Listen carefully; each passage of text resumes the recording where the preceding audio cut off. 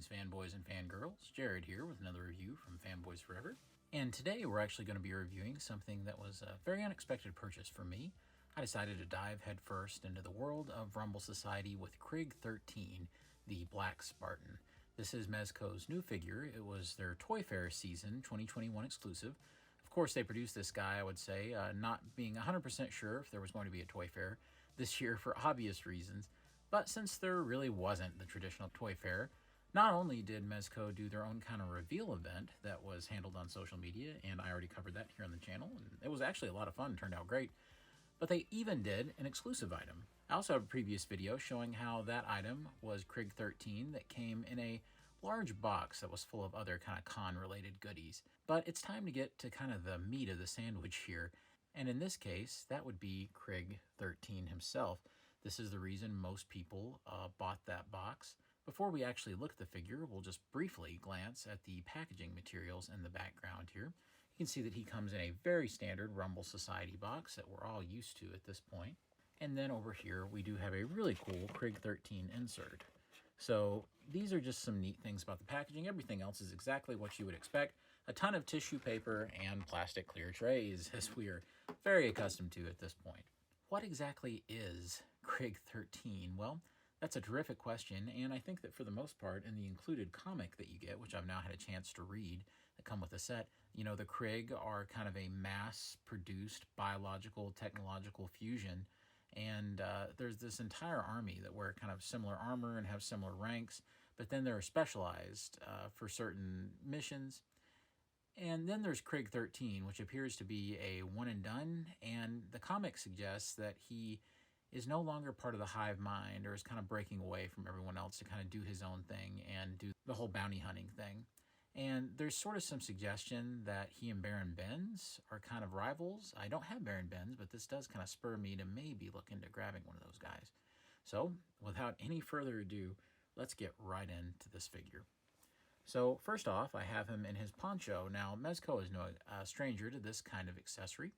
If you remember, their Judge Dredd PX exclusive, which was reviewed on this channel many years ago, actually came with something that's sort of similar for Judge Dredd when he was out in the wasteland. So this is kind of, you know, familiar territory for them, but this is very, very unique in terms of that old poncho. You can see that it is very much a leather-like material, and it has all these cool emblazoned kind of like little details on it with this cool little like tech fastener in the front. A 13 there, so that, you know, when he's trying to be stealthy, you'll know exactly who he is. From the back, he kind of looks like the Headless Horseman, doesn't he? I mean, you know, it kind of obscures the head, and you have kind of the duster coat. I'll tell you what I really like is that not only do we get wiring in here to get some cool kind of windswept, so that's cool. There's nothing up here, but down here we do get a wire for this opening. So I always love that. But what I really like is the tailoring here, the trim. You can see that it kind of swoops up. So I really like that. And it's so much more interesting than if it was just kind of a giant muumuu or something that he was wearing. But this is just so much better. And it's going to be hard for me not to use it because it just looks so cool. But that would be obscuring what's underneath. So let's go right ahead and have a look. You can see that there are two kind of Velcro fasteners right there on the side. And it's a very snug fit, so this is as tight as you can go around, and that's exactly where the fasteners are. You can see that under it, here we have Krig 13 himself. Now, before I do anything else, I'm actually going to engage the light up feature, and I'm going to show you how to do that because I kind of think he looks incomplete without it turned on. So this just pulls up, and it's actually pretty easy to do. It doesn't come with the batteries inserted. It's like 3 watch cell batteries, but you have to do it yourself. You turn it on. And not only does this little back vent glow, almost as if that were his life gauge in a video game. See, he's at full health. The front, the vents here glow. Then we'll get around to discussing another light up feature here in a little while. Now, on my camera, it looks very much just like a white light, but I'm seeing more of a blue. Well, let me turn the brightness down a little bit so you guys can see what I mean. This is definitely much more of what I'm actually seeing with my own eyes. And we're just going to get right into the actual figure itself and the sculpting. First off, we have this awesome, this is the very first Krig figure I've owned. There was a red suited Krig that was an Asia store exclusive. I'm not even really sure what that means exactly, but apparently a lot of people went to a lot of pains to get that figure.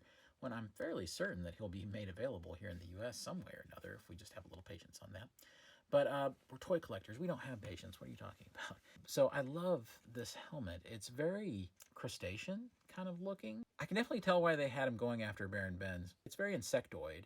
You can almost see all the little eyes there, and it's definitely a very insect-looking face. I really love that. It's a really cool design, and there's about, I don't know, 12 different cameras or so on this guy's face.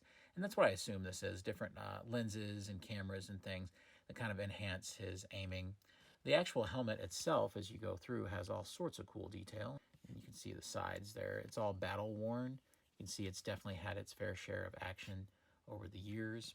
I always like that when there's an implied sort of history for the character, so that is always very nice.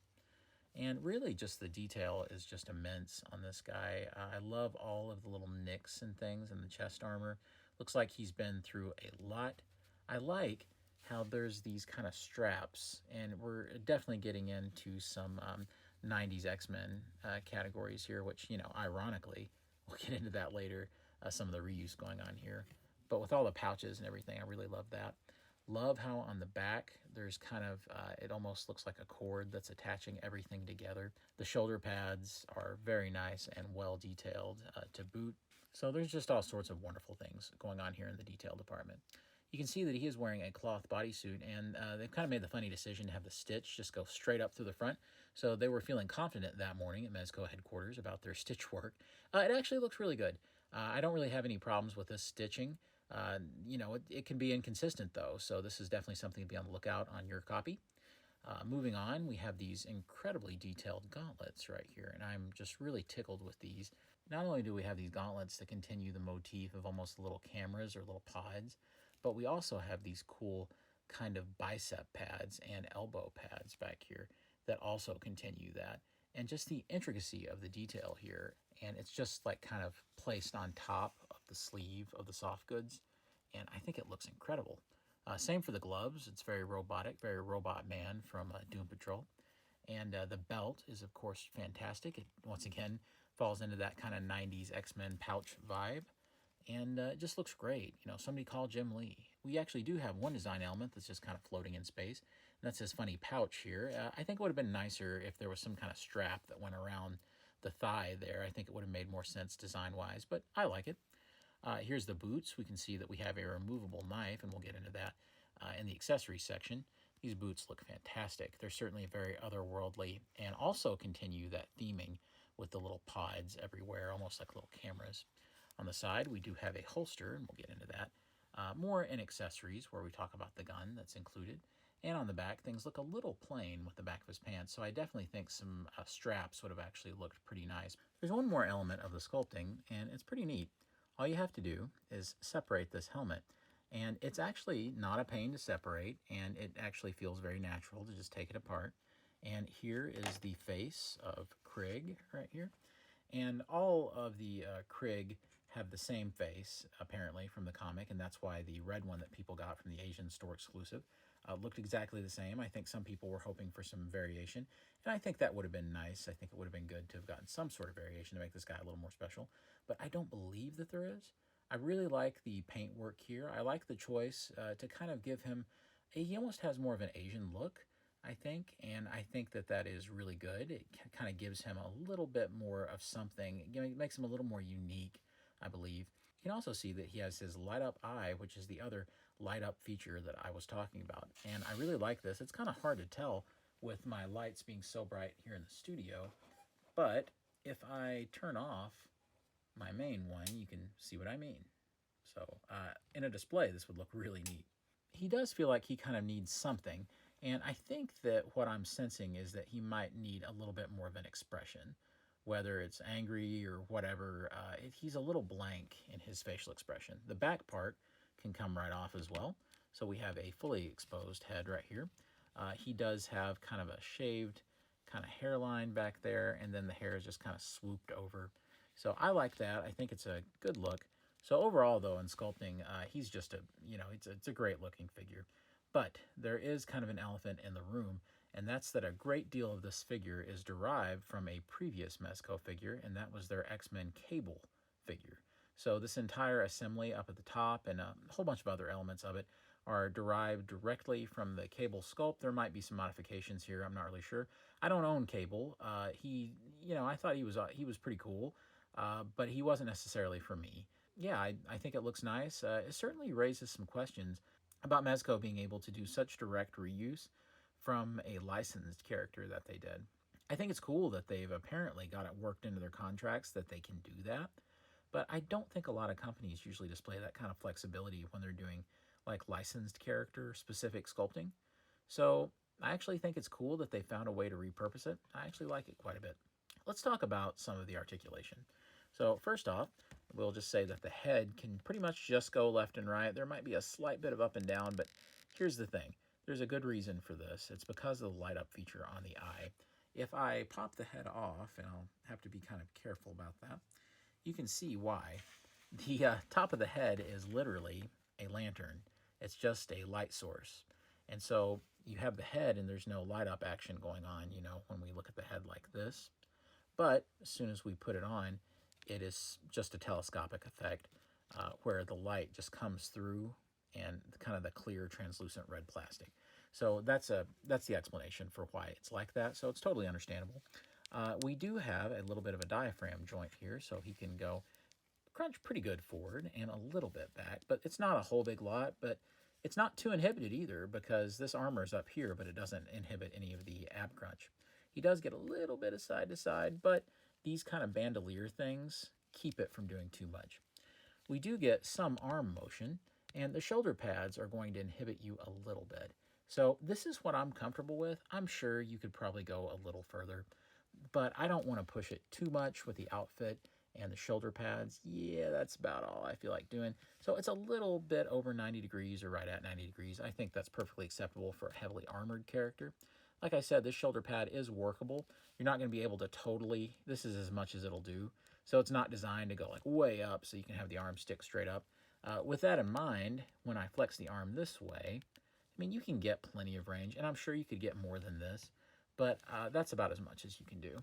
Also, I'm not really sure if there's a double joint or a single joint in here. It's hard to tell. I'm pretty sure it's double by the way that the fabric is bunched up. But with so much armor and the big gauntlets, it goes with the Batman Supreme Knight issue of not being able to flex too much. But that's okay, because I like the design work of the big bulky gauntlet, so I'm willing to sacrifice that. We also get a bicep cut, but you can't do a whole big lot, because if you look under the shoulder pad, you have this big kind of armor piece. So it's going to limit what you can do, but you can do enough, especially coming onto the inside like this. So that's always a good thing. You can also, with the hand, get just a hinge right there at the wrist, and of course it goes all the way around. So plenty of great articulation in the upper body. Let's go to the lower. We do get kind of a swivel, but I think it's all coming from the ab crunch up here and not from the waist, but I could be wrong. We also get kind of some splits that the figure can do, and this works out really, really well. I don't see this character getting in too much more of a splits position than this. Moving on, we also get a thigh swivel on both, so you can turn those to your heart's content pretty much. Also, we get a kick out, which actually does really well. It's better than I thought it would be, but the pants are pretty much uninhibited. So that's probably why they didn't put so many straps or kind of, pieces down here, or armor pieces, so you could keep a lot of this articulation. So I definitely appreciate that. We do get a double jointed knee that works out really well. He can almost kick his own butt. Almost. Come on, Krig, kick your own butt. Yeah, there you go. And moving on down, we do get a boot cut, so you can work that a little bit, but it seems a little stubborn. We have an ankle hinge right here, and you can't do a whole big lot with it. You can go down that much, up that much, but that's kind of it. It's not like you're going to set the world on fire with this thing. Also, we get a little bit of some pivot, and it actually works a little bit better than, say, like Batman's pivot, I think. So you could technically get him to stand like a little bit of a wide pose and go flat-footed pretty much. So let's see how wide we can go and still keep the feet flat. Yeah, I think that's pretty reasonable, and certainly what you would expect with more of a premium figure like this. So that's actually not too bad. Articulation overall is just about as good as what you would see with any character that would be this armored in any line. So I definitely don't think that the articulation is let down. Of course, you make kind of a sacrifice for the light up feature on the eye right up there, but I'm thankful that the light up feature doesn't really cause any other sacrifices with the articulation. For as much as I like the unhelmeted head, I certainly won't be primarily displaying him that way. I think Krig kind of loses a little something when he's not wearing the helmet, so I really like to just keep the helmet on. Krig, of course, comes with an array of accessories that are befitting of a bounty hunter, of course. One of the coolest ones is this neat scythe right here. I call this a space scythe. What do you think? Certainly very cool. Love the look of this. I like the little kind of panels in here and kind of the energy that's emanating from it. I just love the shape of it. It's sharp, but it's not like kill you sharp like some of Mezco's accessories. But I think my favorite thing about it actually is this cool effects piece. I mean, look at this thing. I mean, this is like, once again, I'm getting some X-Men vibes because it's very much Psylocke or Gambit kind of looking energy from 90s X-Men. And look at this. You put it over it, and it's just awesome. You can just almost imagine him like tearing through with this thing. So, yeah, I guess Mando is going to be pretty jealous of all this equipment, right? Now, his hand selection that he comes with, of course, there's several different hands, but it seems like he's missing a few hands that he really needs to wield some of this stuff. Say, for instance, this is his open hand that you get, but this seems to need something maybe with a little bit tighter grip. You can put it like that and it works just fine, but sometimes I feel like it needs a slightly tighter grip. So it's just something to be aware of, but he looks fantastic with it, especially if you get him in more of kind of the martial arts poses where he's like got it held out like this, and maybe he's kind of in a desperate spot surrounded by enemies. I think that would look really cool. So I think it looks really nice. As we talk about each accessory, we'll also be discussing some weapons storage options. So there's a couple of different things that you can do with the scythe. The storage is always fairly ill-defined, unfortunately, on Mezco figures, because they don't really have instructions, so you're never really exactly sure where everything goes. You kind of have to look at blogger pictures or review pictures, or check out D-Amazing or something like that. But you can take this if you wish. And this is flexible, by the way. This just kind of, I should have covered in articulation, but it's kind of just a little sheath on the back. And you can place this part if you wish, and it looks really good. It just sets in here very naturally, and he's geared up. He's got it in the back. It looks really nice because you can still sort of see it from the front.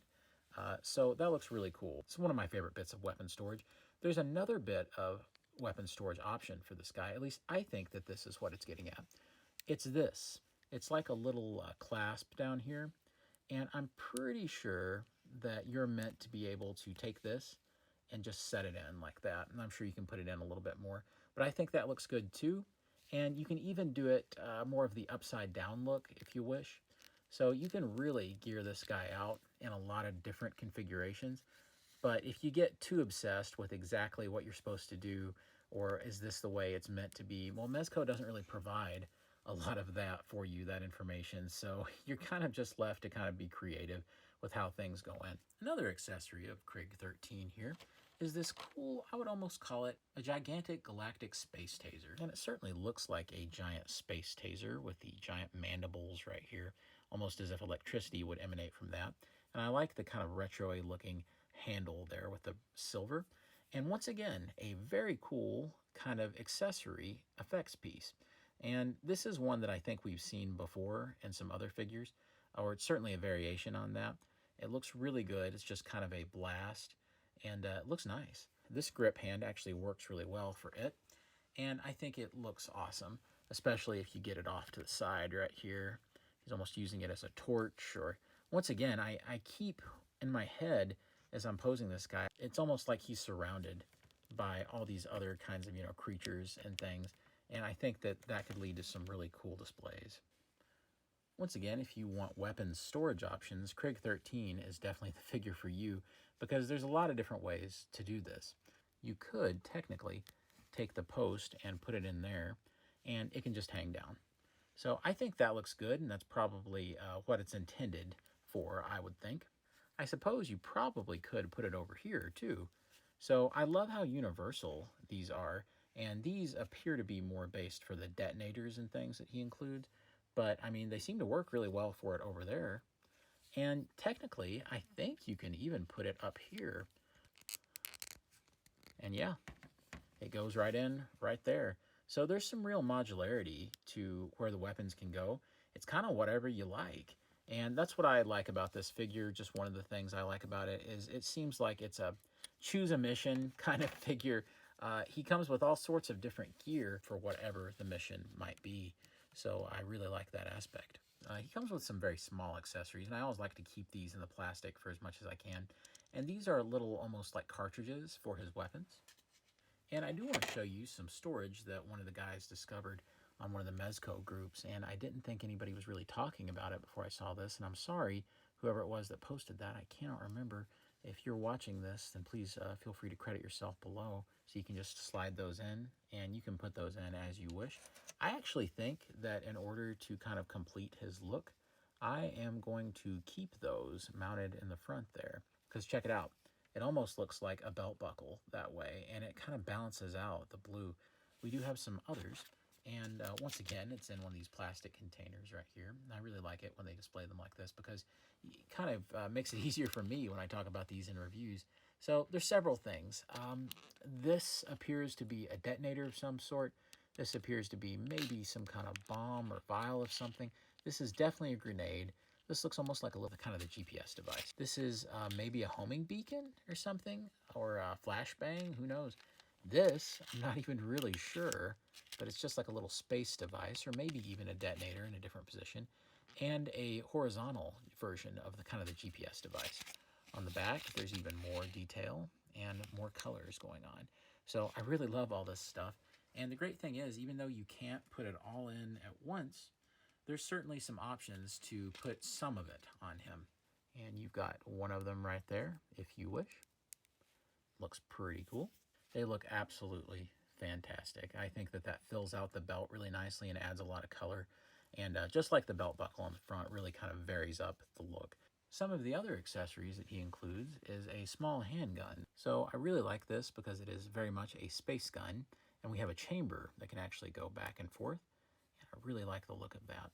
Down here at the bottom, we can see that we have the handle, and look, it's the clips that we have all the extras of.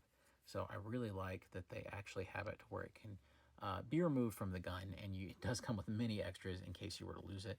So this is just very terrifically detailed. I like the blue on there, very nice. And of course, very easy storage over there in the side holster. And it's one of the kinds of things that I'll probably always keep on him because he looks kind of incomplete without it. He also comes with, I guess what you'd call a cyber knife, I suppose. And the whole thing can just slip out of the side over here. And what's great is that means there's probably several of the other accessories you could put into that side holster if you wanted to. It is as normal a knife as you can imagine. There's actually nothing very techy about it, except for the handle has some, I guess, kind of science fiction ridges. That's what we'll call it. And of course, the largest weapon that he comes with is this giant pulse rifle, and it just looks really cool. You can see that we have a whole assembly back here, and that looks really nice. I'm glad it has that kind of motion. We can also see that we have kind of some blue energy details, and on the front we have the barrels, and on the side we have the same thing, a little trigger down here. Really like this. It's actually fairly sizable as well, and it is the weapon that they kind of show him holding. But this is where things get a little funny. I've looked through the hands, and it appears that very much do they intend Krig 13, or maybe all the Krig, I'm not sure if the hands are the same for all of them, to be left-handed, which, you know, I don't have any issue with that necessarily. I know plenty of people that are left-handed, but it is certainly a quirk of the character and a quirk of the figure because there is no trigger finger hand for the right hand. So the only trigger finger hand you get is the left hand. He looks fantastic with the gun, but he looks even better with, you guessed it, an effects piece. So he has this cool kind of blue pulse effects, and you can definitely get some cool kind of combat poses with this. Certainly, if you were to try to get him to use two hands to wield this, and I think that that's where your best shots are going to come from. So really, it looks great. The trick would be to try to pose it low enough so you're not covering the cool chest light, and I think that looks really good, especially if we turn the head, then turn the waist. It looks like he's getting a shot in there. So I actually think that looks really nice. In terms of storage, Krig can actually, and we'll take the effects part out for this, you can actually put it on the back, and it would go in the large weapon holster here. And we'll just take it, and you can probably do it at several different points, but I kind of think this silver point is the place where they intend you to put it in. And so it takes a little bit of working because this is a little bit of a large accessory, but I don't think it's putting too much strain on it. And it can look like that, which I think is fine. You can certainly swivel it around and do different things with it, though, like this, to give him more of a militaristic look. You can also put the gun in some other ways as well, like from the top if you would like, and it works just about as well that way too. So if you think that looks better, that's certainly doable. I'm not sure if there's any right or wrong way to use these space weapons. One thing I always crack up about is action figure reviewers trying to put disclaimers when they're talking about weapons, like, I don't know anything about guns, so please don't correct me in the comments. If you guys want to correct me on the space weapons that he comes with, feel free. I would welcome those comments. Educate me about the weapons of space, would you? All right, but yeah, you get lots of options is the point. And it doesn't look half bad that way either. So I'll switch out my diorama display stand here, and we'll bring in Krig's base display stand, and I actually think this is quite lovely. This is the design that we see that comes in the insert. So here's the base stand for Krig. Looks really nice. You can see that we just have a foot peg in there. And you know, it's funny, this is something you take for granted, but not all Mezco figures go very well in their foot pegs, but this one's actually deep fit, and I think it works really well for the figure and holds him in there solidly. And naturally, he comes with a flight cradle, as we're used to. He does come with several alternate hands. Like I said, I do feel that like that's a weakness because I feel like he should have come with some more options. We do have 2 fists. We do have an open grasping hand that isn't a trigger finger for the left hand. And then we have 2 open hands. So here we go. They're just exactly what you would expect. But that's it. Kind of limited hand options because there's no trigger finger for the right hand. But then again, would I be making the same complaint if there wasn't a trigger finger for the left hand? So, you know, who knows. And yes, finally, he does come with one last accessory. And this one is intriguing me quite a bit. And it's this decal sheet. And they don't feel like standard stickers. They kind of have the sort of rough material of his cloak. And I don't know, they kind of look more leathery. And so I believe that the purpose here is that you can use these to customize the cloak. Say, for instance, on the front of the cloak, you have this 13, and it matches exactly what you have here. So technically, you could cover that with whatever number you wish. And here with this clasp, you have different colors of clasp detail that you can use. And there's different numbers embedded in those, different things you can use to, I guess, identify different Krig factions. So this is really cool. I actually think this is a cool idea. I am the kind of collector that I'll probably never use any of these because I want to keep them as pristine as possible. But you get what I mean. I think we've all been there with that kind of thing before. And I would be a fool to forget the unsung hero of Mezco accessories, little 112 bag. Love these things, and I love being able to have an official way to store my accessories. As silly as it may sound, it's something that I enjoy, so I don't take it for granted. Well, guys, I believe that'll do it for me and Krig 13, the Black Spartan.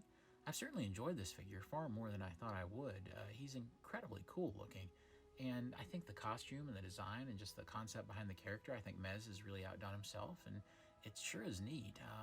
I'll be hard-pressed not to pick up at least a couple of other color variations of these guys, especially because the fiction does such a good job of fleshing out in a very short amount of time, because it's a short comic, exactly who these guys are and how the ranks work. And I think that this is just really cool. This has a tremendous amount of shelf presence, and I just think it's awesome. Let me know below what you think about this character in terms of Rumble Society. Are you irritated with the reuse from Cable? Are you like me and you don't really care? And especially since I don't own Cable, this is kind of the way I'm experiencing this tooling for the first time. Do you think that it's a shame that he wasn't made available on his own and you had to buy kind of the swag set?